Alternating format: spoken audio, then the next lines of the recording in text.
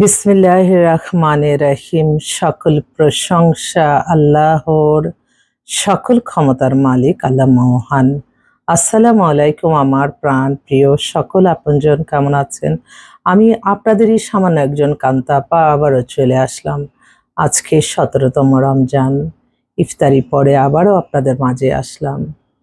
আপনাদের যাদের ঘরেই বিবাহযোগ্য ছেলে মেয়ে আছে, ইনশাল্লাহ ইনশাল্লাহ আমাদের প্রতিষ্ঠানে সরাসরি চলে আসবেন। আমাদের অফিসের ঠিকানাটা বলে দিচ্ছি। বাড়ির number 8, block B, main road, Banasree, Rampura. Mobile নাম্বারগুলি বলে দিচ্ছি: 01971860261। এটা হচ্ছে হোয়াটসঅ্যাপ। আর এমনি কাস্টমার কেয়ার মানে কোনো তথ্য জানার জন্য ম্যানেজারকে ফোন করতে পারেন 01711860261। সকল প্রশংসাই আল্লাহর, আমরা ওসিলা মাত্র। আপনাদের যারাই ভিডিওটা দেখবেন, হয়তো আপনারা আল্লাহর কাছে বলবেন, আল্লাহ ওনার কাছে চাইলে যদি আমাদের কোনো উপকার হয় তাহলেই নেবেন। সবসময় সব কাজ সব কিছু আমার আল্লাহর সন্তুষ্টি লাভের আশাই করতে হয়, এবং আল্লাহ যখন আপনাকে যেখানে হুকুম করবে সেখানে ইনশাআল্লাহ আপনার রিজিক থাকবে। তাই বিয়েটাও কিন্তু ঠিক তদ্রূপ। আমি একটাই উপদেশ দিতে চাচ্ছি আমি সকলের মাঝে, যে আপনারা কল্পনাও করে পাবেন না যে কিনা ভালো কাজ করে তাকে যে আল্লাহ কতভাবে আল্লাহ সাহায্য সহযোগিতা করে। আমি তো প্রতিটা সময়, প্রতিটা ক্ষণ, প্রতিটা মুহূর্তে আমার আল্লাহর কাছে আমি লজ্জিত, আমি লজ্জিত, আমি লজ্জিত। আমার আল্লাহ পাকের কাছে আমি লজ্জিত। তাই আপনাদের প্রত্যেককে আমি বলবো, আপনারা খাস দিলে আমার আল্লাহ মোহনের কাছে চান। আপনি দেখেন প্যারাসানিক কাজ আপনি 1 সেকেন্ডে আপনার চলে আসবে, এবং আপনার এবাদত বন্দেগী যত বেশি হবে ততই আপনার জীবন মান পরিচালনা সহজ হবে। আপনাদের জীবন সঙ্গী সঙ্গিনী আমাদের কাছে চাচ্ছেন, এমন ছেলে দেন, এমন মেয়ে দেন। এটা কিন্তু আমরা বানিয়ে দিতে পারবো না, কিন্তু আপনার সফলতা, আপনার ভাগ্য পরিবর্তন সবকিছু নির্ভর করছে আপনার এবাদত বন্দেগীর উপরে। এবাদত বন্দিকের উপরে কোনো কিছু না। আল্লাহর কাছে কখনো লজ্জা নাই। এই যে আমি আপনাদের মাধ্যমে সবার মাঝে আমার আল্লাহর জন্য আমার চোখের পানি পড়ে, আমি বুঝাতে পারবো না। আমার মনে হয় আমি চিৎকার করে কান্না করে বলি, আমার আল্লাহ, আমার আল্লাহ। ছোট্ট একটা ব্যাপার আজকে আমি আজকের যে সফলতাটা আমি আপনাদের মাঝে শেয়ার করি, কারণ আমি তো প্রত্যেকটা সময় আমি তা অনুভব করছি। আমি কেন বলবো না যে আমার আল্লাহর ইবাদত বন্দেগীর মাঝেই সকল শান্তি, সকল আশা পূর্ণ। আপনারা কি জানেন, আমার এই প্রতিষ্ঠানটা পরিচালনা অনেক অনেক মানুষের একটা প্ল্যাটফর্ম। এখানে আমরা কিন্তু বসে থাকি আর আপনারা আসেন তা না। আমাদের বিজ্ঞাপন দিতে হয়, আমাদের মার্কেটিং এ লোড খাটাতে হয়, অনেক কিছু করতে হয়, এবং প্রত্যেকটা জায়গায় হয়তো আমরা এক জায়গায় একজনের কাজ করলাম, সেই সুবাদেই বিভিন্ন বড় বড় লোকের সাথে হয়তো পরিচয়। অনেক অসহায় যে আমরা দেখতেছি কয়দিন ধরে ছোট ছোট বাচ্চাদের জন্য কি অবস্থা হচ্ছে, কত মেয়ে যে কত অসহায় অবস্থায় আছে, কত মেয়ে কত কষ্টে আছে। আপনারা একটু হয়তো বিত্তশালী মেয়েদেরকে দেখে আমরা, কিন্তু অনেক গরিব অসহায় মেয়েরা আছে যারা কিনা অনেক কষ্টে থাকে।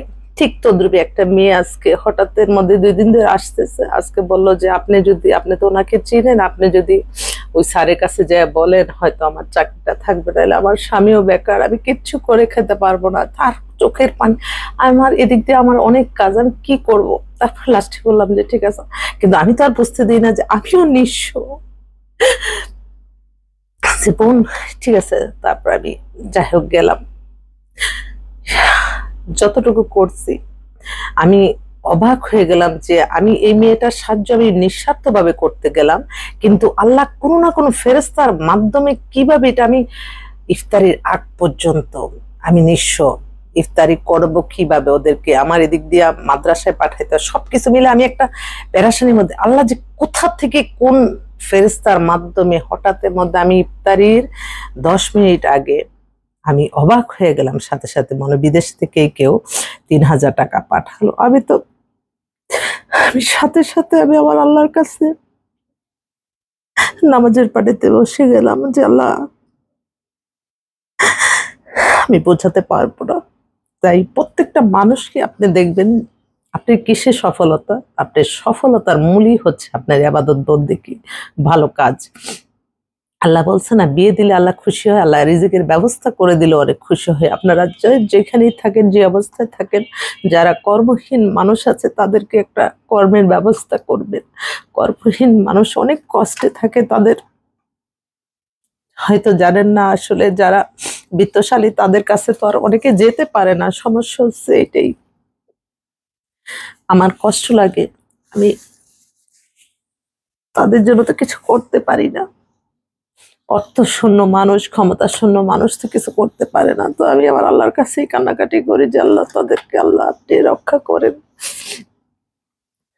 কাউকে আল্লাহ অনেক উচ্চ স্থানে দেখে মানুষের মন কিন্তু সেরকম থাকে না। যাক, আমি ছোট উদাহরণটা আমার আল্লাহর কাছে এই জন্য কিন্তু কান্নাকাটি করতেছি। আপনারা কখনোই মনে করবেন না যে আপনাদের কাছে না, কারণ আমরা গরিবের আবেগটা নিয়ে আমরা বিজনেস করি, এবং এই আবেগটাই কিন্তু যেখানে একটা মানুষ সমস্যা পড়লো সেই আবেগটা দিয়ে আমরা ইউটিউব চ্যানেল, আমরা বিভিন্ন চ্যানেল খুলে সেগুলিতে আমরা টাকা আর্ন করি, কিন্তু সেই মানুষটা কিন্তু কিছুই পায় না।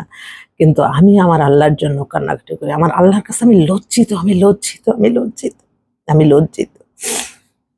তো এই মাত্র এক বোন, তার এক মেয়ে, ওরা ফিনল্যান্ডের সিটিজেন, ওরা সপরিবারই থাকে, এখন দেশে আসছে। ওই ফিনল্যান্ডের এক বোন তাকে ঠিকানাটা দিচ্ছে। আলহামদুলিল্লাহ, আল্লাহ তার হায়াত রিজিক আল্লাহ বাড়িয়ে দেখ। তো এই বোনটা, তার মেয়ে ডেট অফ বার্থ 2001, 5 ফিট 3 লম্বা, ওনাদের বাসায় খিলগাঁয়ে। মেয়েটা হচ্ছে university and bachelor science and engineering, software engineer, ওইখানে অনেক বড় মাস্টার্স করে ও জবও করতেছে। হ্যাঁ, এই আপাই ফোন দিচ্ছে। আলহামদুলিল্লাহ। আপা, আসসালামু আলাইকুম। মাত্র আপনার মেয়ের কথা বলতেছিলাম। তো কালকে কি 12টায় আসবেন? ওকে, ইনশাল্লাহ। আচ্ছা আপা, ওই মেয়ে কি কতদিন থাকবে দেশে? মেয়ে থাকবে ওই মে মাসের 1 তারিখে চলে যাবে। আচ্ছা আচ্ছা, তাহলে ইনশাল্লাহ কালকে আসেন, আমি কথা বলবো। হ্যাঁ, ওকে ওকে, ইনশাল্লাহ, ঠিক আছে। হ্যাঁ, হাপাটাই ফোন দিল, ফিনল্যান্ডের সিটিজেন, ওরা কালকে আসবে। মে মাস পর্যন্ত। মেয়েটা সফটওয়্যার ইঞ্জিনিয়ার, বয়সও কম, ফ্যামিলি সব উচ্চ মধ্যবিত্ত পরিবার। বাবা উনি হচ্ছে অ্যাসিস্ট্যান্ট জেনারেল ম্যানেজার, ভালো। ভাই একটা হচ্ছে এডুকেশন, ও ইউনিভার্সিটি অফ ইঞ্জিনিয়ার। কোথায় থাকে ভাইটা? ও ফিনল্যান্ডেই থাকে। বা হ্যাঁ, তো ওর যেহেতু আমার অনেক ভাইরা আছে যা ফিনল্যান্ডে আছে, যদি ওরা ওই ফিনল্যান্ডের চায়, ফিনল্যান্ডের হতে পারে, দেশের হতে পারে, বিদেশের হতে পারে, যেখানে, কারণ মেয়েদের যেখানে বিয়ে হয় সেখানেই থাকে, এটাও মনে রাখতে হবে আমাদের। ছবিও তো খুব সুন্দর। তো ওর জন্য বয়সে মিলায় যদি কেউ থাকে, আপনারা একটু যোগাযোগ করবেন ইনশাল্লাহ। আরেকটা বোন, তার মেয়ের বিয়ে হয়েছে এখন ছেলের জন্য। ছেলেও আল্লাহ, ছেলে তো অনেক কোয়ালিফাইড।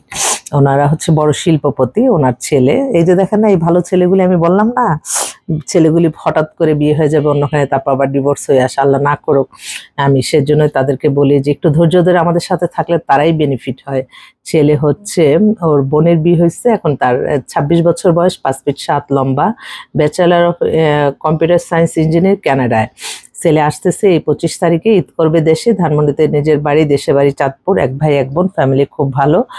ওর জন্য একটা ভালো মেয়ে চাচ্ছে। তবে ইদানিং একটু দেখতেছি যে যারা একটু কানাডায় আসছে, কানাডারই চাইতেছে, তাদের নাকি নিতে সমস্যা, আমেরিকারই চাইতেছে। যদি এরকম হয়, আমাদের কাছে কিন্তু এই টাইপের ছেলে মেয়ে অনেক আছে, হয়তো একটু মিলাইলে ইনশাল্লাহ মিলে যাবে, আমার বিশ্বাস। এই আর বাহ, ছেলেও তো হ্যান্ডসামই আছে। হ্যাঁ, ভিডিও পাঠাইছে। আচ্ছা, ঠিক আছে। তো ওর জন্য।